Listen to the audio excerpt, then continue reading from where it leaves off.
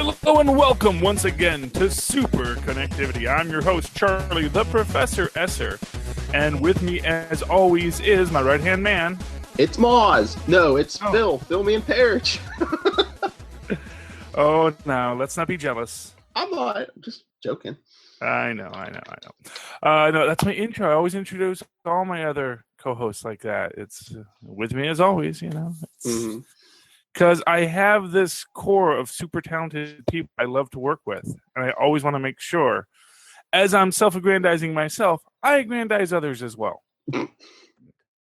Okay, we have a voicemail this week, right, Phil? That's right, from our good buddy Stockton Piner. Stockton! Talking about, I think he shares our thoughts on Secret Empire 3, but let's find out. Yeah. Hi, guys. This is your buddy Stockton. I wanted to give you guys a call with some quick thoughts about Secret Empire and where it stands right now. I just finished reading issue number 3 last night, and I can't help shake this notion that the other Captain America we see is the real Captain America trapped inside the mind of Hydra Cap, and he's fighting to get out. The way that the art changes every time we go to him, the way that we can't really tell where he is. He just woke up in the woods and has no idea how he got there. He just knows he's trying to get home, and he just knows that something's wrong and it needs to be different, and he needs to go there and fix it. And especially the way that the art changes when it goes into that Cap's past, and it's this sketchy, penciled, unclear, undefined version that looks very similar to the familiar origin of Captain America. But, I'd love to hear your guys' thoughts. That's pretty much all I got. You guys have a good one. I'll talk to you again soon. Bye. Okay. Well, I think we're very much in agreement. This was actually... It struck me this morning, just as I was getting ready for this podcast. Do you know what this reminds me a lot of? Remember in Superior Spider-Man when Octavius wipes Peter out of his mind? Mm-hmm. And then you see Peter like losing every bit of his memory and every bit of himself, and he just hangs on to that one core of him. Mm-hmm. And that's what has to fight back. And it strikes me that's exactly what we're seeing with Hydra Cap or with Cap here. If that is what we're seeing, that this Cap is that real Steve Rogers that has had his memory completely wiped, aid on to this Hydra Cap, which as we've suggested may be actually the original Red Skull. And this is him trying to rebuild his life and his mind. And one of the things there's a couple things that were pointed out recently in some reviews of this book. One of which was Cap is uniform. He looks very similar, except for the beard, to that uniform that he was found and torn in the same way as his uniform when he was first pulled out of the ice by the Avengers in the 60s. Your chest. Now in that one, he has the Captain America uniform under. Here, he just has his bare chest. And this was the thing I noticed the other day, when he gets his flashback to his actual mother's death, okay? When his mother dies, which, of course, is the big significant difference between Hydra Cap and Real Cap, is Hydra Cap never lost his mother, never had to face death in that way. Mm-hmm. If you look closely at the final page, you see that blue light coming up onto his chest. Uniform should be. This is about, I think, Steve Rogers re-becoming Captain America, fighting his way back through the muck and mire of what Kobik did to him. It's a great story. I mean, I think everyone is really excited about. Well, no, everyone is not really excited about Secret Empire. Some people are really excited about. Some people about Secret Empire. A lot of other people still hate it without reading it. So, I think people will be happy if it's hit the real Cap fighting his way back, though. Well, yeah. I mean, there's a lot of things in it. Everyone can say, "Oh, but then Marvel lied when they said that this was the real Cap," and it's like. Well, yes, that is what Marvel does every time. Well, Marvel, yeah. I think it is the real Cap, but it's like 99% of the real Cap because, like your example with Superior Spider-Man, I think you can't overwrite or erase 100% of someone's mind. I guess the best you can do is like 99%.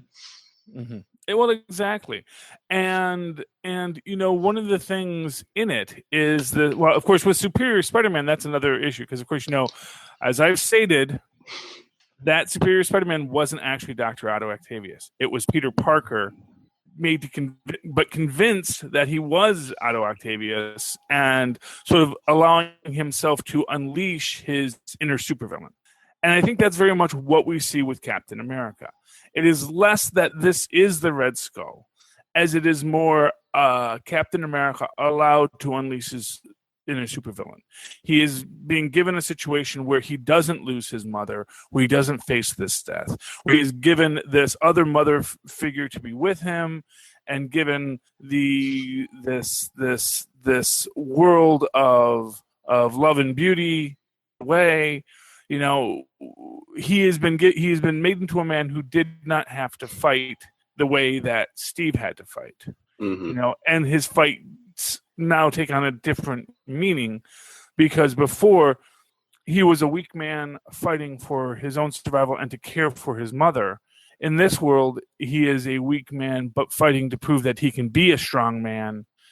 The context of how those battles were fought now changes. Now it isn't just about, and of course he's still bullied and things like that, but he also gets this, his new, which is actually kind of interesting because that's more like the movie version where he has the Bucky character who's always with him and defending him. And now, but of course in the comic book universe, he and Bucky don't know each other or didn't know each other back then in the original stories. So they've kind of maybe even merged into a little bit of the cinematic cap into this story as well, pulling from different places. Interesting. It is. I'm still very intrigued by it. I really loved it. But there are other things going on. That was one of the things I wanted to talk about this week, which was Avengers number 7. Here's what I love about this, because it's real subtle and you got to watch for it. Mr. Fantastic. By the way, that is Wheels Willinski's new superhero name, Mr. Fantastic. Okay, I'm writing David Walker and say I love Mr. Fantastic as our as the newest member of the Avengers, and I cannot wait to read Mr. Fantastic's. I'm going to make Mr. Fantastic happen. That's all I'm saying. I want to say we get to this item here with Nick Fury the second. I don't like to call him Nick Fury Jr. because I feel Jr. is diminutive. So I call him Nick Fury the second. Anytime a new hero takes over you didn't call William Nosland Captain America Jr. No, he was Captain America 2. Then Jeff Macy's Captain America 3, William Burnside Captain America 4. And then Steve, you either count him as Captain America 1 and 5 or just Captain America 1. This is the nomenclature. If you go through the books, you'll see they put the Roman numeral next to their name in the handbook. We love the handbook. It's the authoritative guide. But here's what I want to say. We see that Nick Fury the second, Nick Fury 2, is essentially has concentration camps for unregistered alien life forms. Is more than happy to ship these guys off to them, or make it the Skrull Empire to send them back. We get this very real understanding that, again, as we've always said, S.H.I.E.L.D. were never really the nice guys that we thought they were. S.H.I.E.L.D. Everyone says, "Oh, how did everyone just embrace Cap so quickly?" And it's because have been evil for a long time. And people are always willing to accept a little evil if it gets them a little bit ahead, at least in this universe, unlike our real world where people are always good and true, just like Wonder Woman believes. By the way, did see Wonder Woman last night. We will be talking about that on Capes and Lunatics tonight. It'll be live, kids, 8 p.m. Eastern. But if you're not watching this now, you won't know it then. But we want to hype that up. Want to get these live editions out there so everyone can see our tech. Yeah, so everyone can enjoy our technical difficulties. Don't say that. Yes, but moving right along. Yeah. So Phil, what did you think with Occupy Avengers? And Nick Fury is talking about camps and dealing with these things. Did you get that? Did you feel that was supposed to be a reference to what so quickly happens in the next issue, or do you feel like that is something that's maybe into it? Well, I thought it was interesting that David Walker took the stance, because all the other past versions of the Skrulls, we just got, they're all evil. They want to take over. And it's like, yeah, not, just like with any group anywhere, there's good and there's bad. And the whole thing with the alien concentration camps, I mean, in the newest Captain Marvel storyline, I mean, they have Kree locked up in camps too. So, I mean, it's not just Skrulls. They're locking up all aliens. Exactly. I don't know if that's like, if it has to do with, stuff going on in the Marvel universe, or if David Walker's also making a commentary on like current events, in real world right now. Well, if you look at, ICE prisons, we have these people who have committed no crime, except, arguably crossing the border, but who have been working and living here, and we put them in deplorable conditions. In these prisons, women and children, and it's not a good thing that we do. It's I don't know what the exact answer is, but I'm saying the answer may not be just to have no procedures, but the answer certainly isn't lock people away in deplorable conditions. What we get into in this idea. But I do like this idea that, maybe this idea that there has been this fascist undercurrent in the Marvel universe and arguably in the real world American history for a long time, and moving against it, or even trying to find just a better way to handle it, is maybe what we're supposed to be doing here. Maybe not. Let's see here. Interesting thing also this week, again, in the Secret Empire, we had a lot of great Secret Empire books this week. We have Sam Wilson Cap is letting Sam be a border runner. Maybe. And do you think Steve Rogers is so preoccupied with like higher level stuff that he's really not noticing? Well, it's an interesting question. And do you think also that's why Sam didn't want to join everyone else for the big fight? He wanted to just, a noble goal, helping like Inhumans and everyone else. But do you think he did that so he didn't have to confront Steve head on? Possibly. Steve definitely broke his heart. There's, we do. What we don't see in this.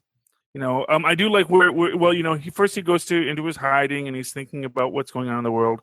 Then we do see him. He gets the garbage can lid, just like we saw in First Avenger, with him, beating up somebody, and being able to do this all day, as they say. Like I say, you do get that this is the real Captain America. And I do love that Duffy's back. He's such a lovable lug. Do not kill Demolition Duffy again.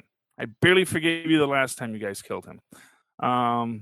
That's when Cap again loses a man. Cap just doesn't take good care of his sidekicks. I think that's one thing we can definitely say. Interestingly enough, we don't see the shield yet, but I think Misty has the shield because we still don't see Steve with the shield.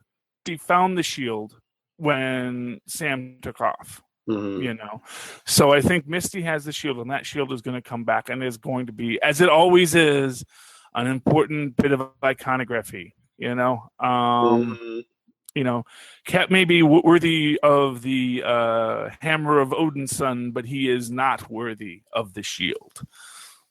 Steve's because he still doesn't have the shield. Steve's gonna pick up the shield, and if our theory's right, and that's him fighting his way through his own brain, he's gonna pick it up and he's gonna be like, I remember, and that's when he's going to reassert his real personality. Yeah. That vibranium, it's got the vibrations. Yeah. It's all full of Steve Rogers vibrations, the real Steve Rogers. You know, so that is fantastic. You know, there's a lot going on that's very interesting. It was neat seeing, and I don't have my Doctor Strange here. I don't know where I put my Doctor Strange, but you read Doctor Strange as well. Yes. And who Doctor Strange now owes a favor to. Oh, should we say? This is all of our podcasts are spoiler podcasts. These don't post for a couple of days after we record them, so the media is out there. You know, we're a spoiler podcast. Mm-hmm. Well, is a spoiler channel, so you know we report the news, and that means there are going to be spoilers. But yeah, Wilson Fisk saves the life of Doctor Strange. Because I loved in this, we get the start of Doctor Strange, sort of, gathering up all of his elements for his witch's brew to forget what, to try and undo the dark dimension spell. And we see Mordo in the sanctum with all of the weapons and the books and everything.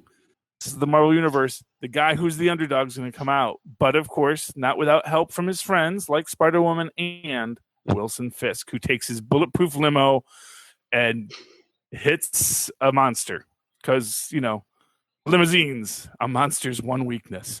I also thought it was interesting who was helping Spider-Woman, Ben Urich. Well, Wilson helped. Yeah. Oh yeah. Oh yes, Ben Urich. Well, because he's got a degree in literature. Well, hey, I guess you're trapped in there. I mean, it's play or die. Yeah, who among us is going to have any knowledge of this? And what it reminds me of is kind of like, you will see this on occasion in things where you have like the last Man on Earth or Whoops, which was a funny little Fox show about the apocalypse.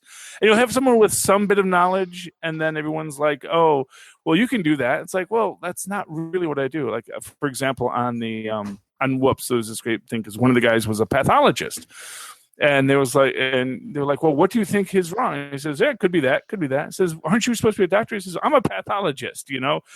Once you guys die, watch me go to work. And in this case, it's like, well, we don't have any magicians because I guess Satana probably is. I mean, she's kind of evil now too, so I guess maybe she's not really helpful.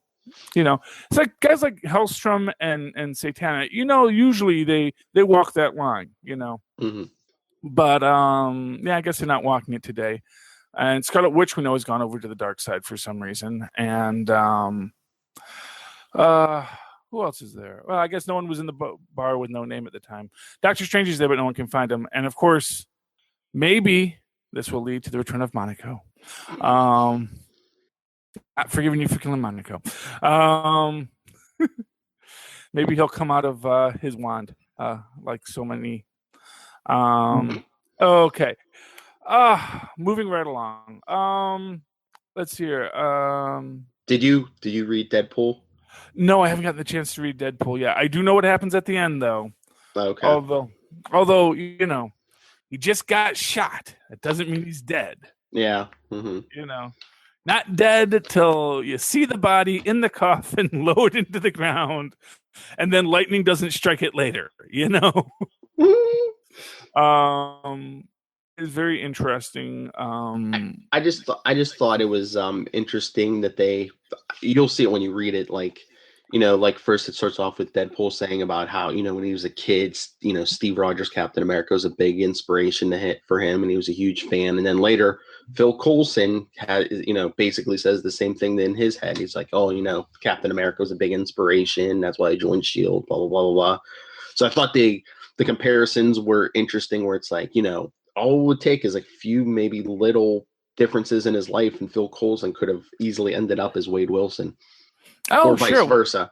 Well, exactly. Well, that if nothing else, that I think is what Secret Empire is all about. It is the nail The old Superman story not old Superman. Well, I guess at this point, maybe old Superman story from DC, where it's like, what if Superman had crashed on an Amish farm instead of a Kansan farm? What if it had been someone else? And of course, how all these things, and they've done stories like that before. Now, that's not one where he becomes evil, but you do have, but that, of course, again, is Red Sun too. It's this idea of someone who in a different world, raised in a different way, made to see things slightly differently, can dramatically change who they become.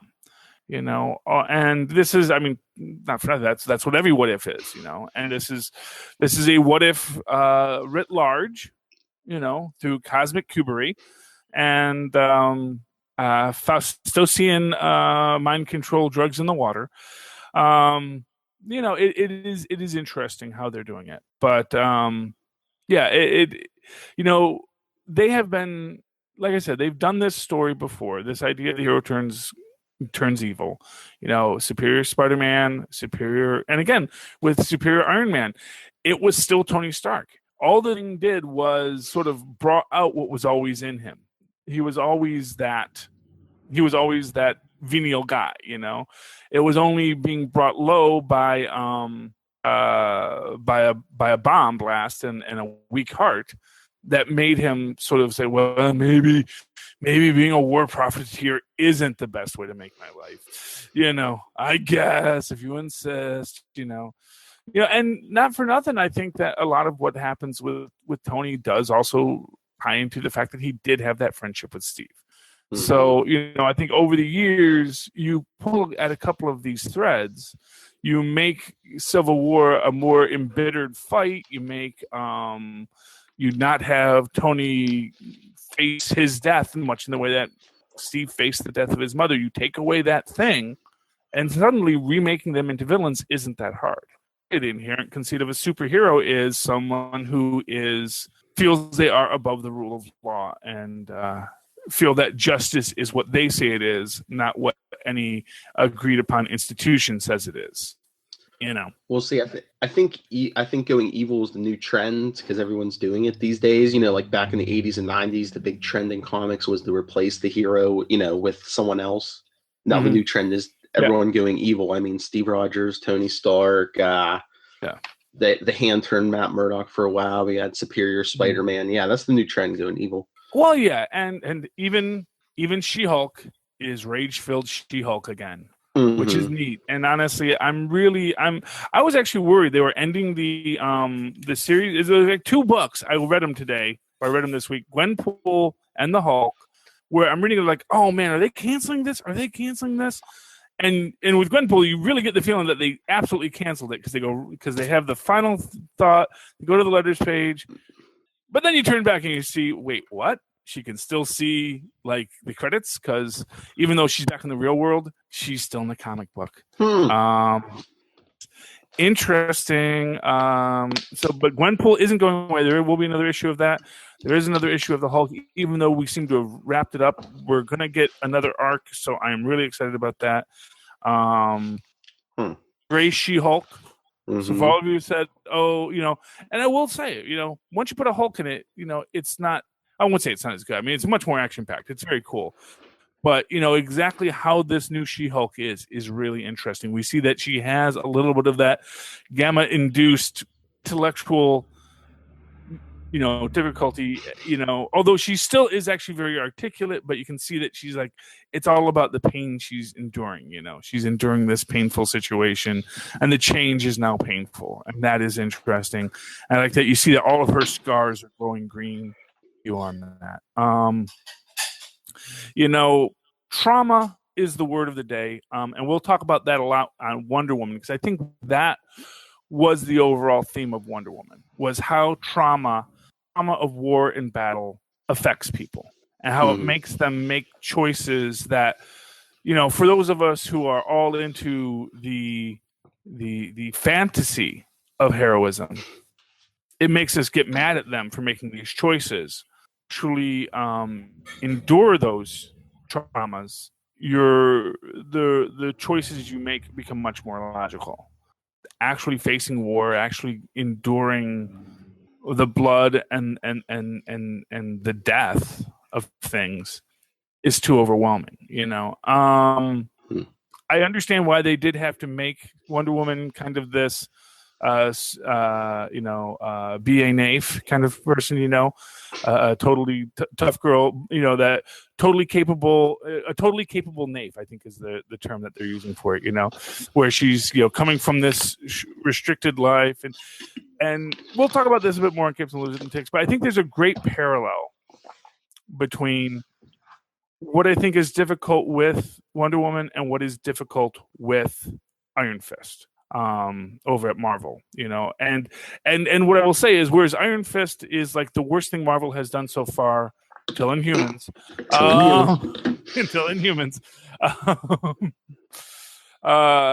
it's because it's being judged against things that were much better. Mm-hmm. And it doesn't rise to that level. And I think that Wonder Woman is definitely the best thing DCEU has done, but of course is helped by the fact that what it's being compared to was not nearly as good. And someone really has to get a science advisor on these DC movies. I mean, the advantage of having a made-up element is that you can give it crazy properties. Once you start using real things in it, you now have like bound it to something. Because we'll get into this about hydrogen-based gas weapons don't really work. There's a reason why you don't use hydrogen. But anyway, yeah. I mean, I get what they were trying to say, and also, there's so much around with it that it's like the science is difficult. That's why we have found the unobtainium, and this is what does everything. Look at it. It's a Thneed. You can fold it like this, and it does that, and it tastes great on toast. Everybody do need a Thneed. Okay. Anything else you want to talk about this week, Phil? I was just disappointed they canceled Moon Knight, but I don't know, when you do take one story and drag it across 14 issues, maybe that's the price you pay. People lose interest in the numbers shop. Yeah, well, I mean, that does happen. And, it's not like Moon Knight's going anywhere. Yeah. Moon Knight is a beloved character in the Marvel Universe, and I'm sure he'll show up elsewhere. Resolve. He was just crazy the whole time. Well, they kind of have it where he has a big knockdown drag out with Khonshu, and it looks like he destroys him because, I'm sure that happened. But all his voices are like his two voices are still in his head saying, we'll always be a part of you, blah, blah, blah. Yeah. So, I mean, nothing really changed. Nothing really. Okay. So just return. Even though he thinks he's free Khonshu, but I'm sure, the next iteration Khonshu will be in there somewhere. Yeah, well, it's like anytime David Banner deals with his things, they're all in there still, Mm-hmm. Just trying to keep Devil Hulk at bay. That's the goal. Remember Devil Hulk? That was a good one. Yeah. Although I really wanted to see more of. I wanted to see more of Clown Hulk. I thought he was cool. That was in one of the letters that got published in the Hulk once, which where I was asking for it, and the Hulk ruined the letter page and said, "No, Clown Hulk." This last arc of Old Man Logan finished up. Mm. Where okay. he had made it back to his original past and his family was still alive, but that's when Banner's his kids showed up, and they were going to kill his family again, and he just like in all the other timelines, he couldn't change what happened before, so he decided to jump out before he had to witness his family's deaths again. Well, the reason the reason he couldn't save his family was because he was off with Hawkeye running his mission. Mm-hmm. But so yeah.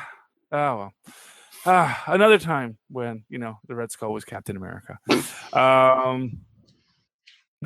Anyway, yes. So I think it's been a great week. Definitely for the comic books.